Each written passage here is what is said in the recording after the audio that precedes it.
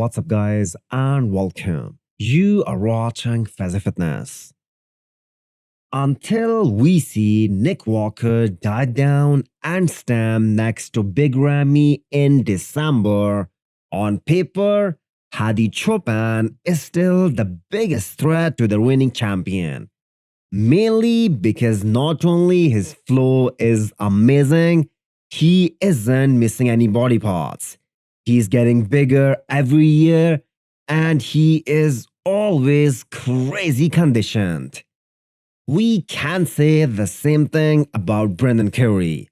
The lack of balance between upper body and his legs will always be a criticism. One thing that we all like about Nick Walker is that he doesn't seem jealous of any competitor. Nick was on Honey Rambott's podcast and he shared the hilarious reaction the first time seeing Hadi Choopan pump up backstage. I didn't think much of it, I'll be honest. I was like, yeah, he's all right. And then he takes his shirt off and starts pumping up. And I'm like, man. I'm like, are you shitting me? Nick went as far as saying that if Hadi won the whole show in 2021, he would be totally fine with it.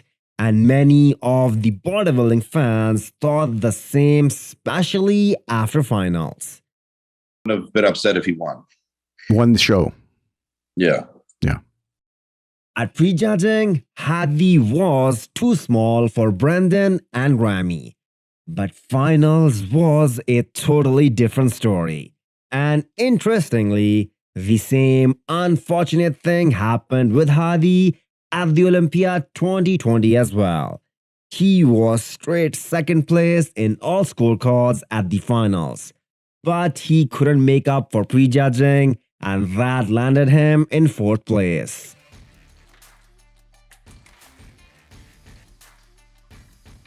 William Bonac is likely to shock a lot of people at this year's Olympia because if it was not for his gyno, he would have been Arnold Classic champion this year. And with that taken care of now, William Bonac is ready to kickstart the offseason and bring something similar to the 2017 Olympia version, which I think was his career's best look.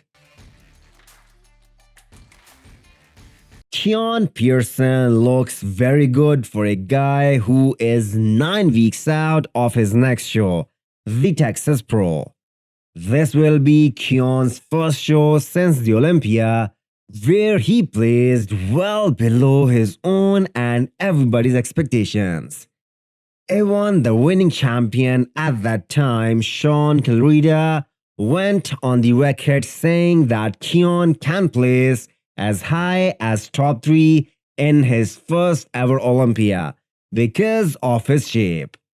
He announced that he was switching back to classic after the Olympia, but thankfully he realized that making weight is almost impossible for him now with all the muscle he packed on in 2021.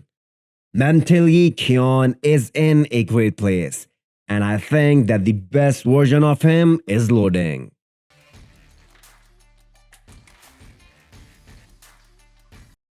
As we all know, this is Breon Ansley's last year in Classic Physique.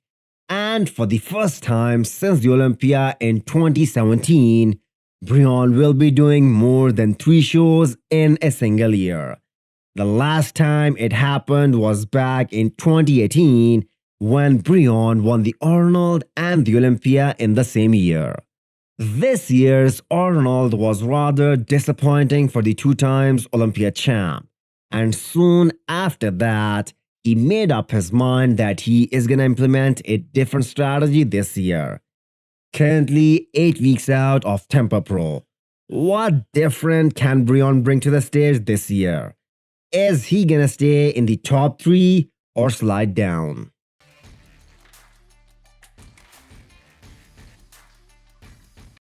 Classic Physique is so exciting because of the talent that's rising to the top every year.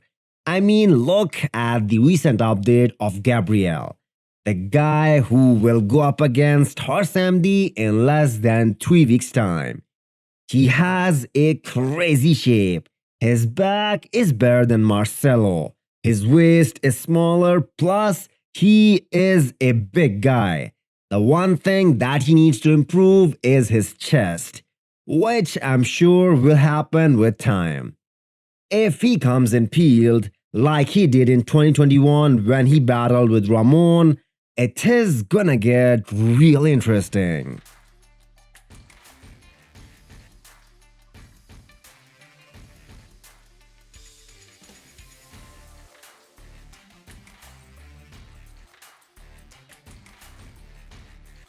As expected, Steve Kuclo gives a clear hint that he wants to do Texas Pro, win his hometown show, and get to the Olympia stage after 3 years. This makes him 9 weeks out. Steve doesn't get enough credit for the amount of work he puts in, due to some flaws in his physique. For example, not enough separation in his legs.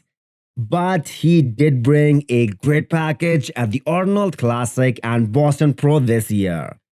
Most of the people don't realize how long Steve has been competing in the Pro League. If I'm not mistaken, Steve made his Olympia debut in 2013, so almost a decade of competing with the best of the best. I'm putting his front double biceps from 2013 Olympia versus front double at the Arnold Classic this year. You guys be the judge of how far Steve has come over the years. Hit the thumbs up button if you liked the video and smash the subscribe button if you wanna come back for more. Thanks for watching.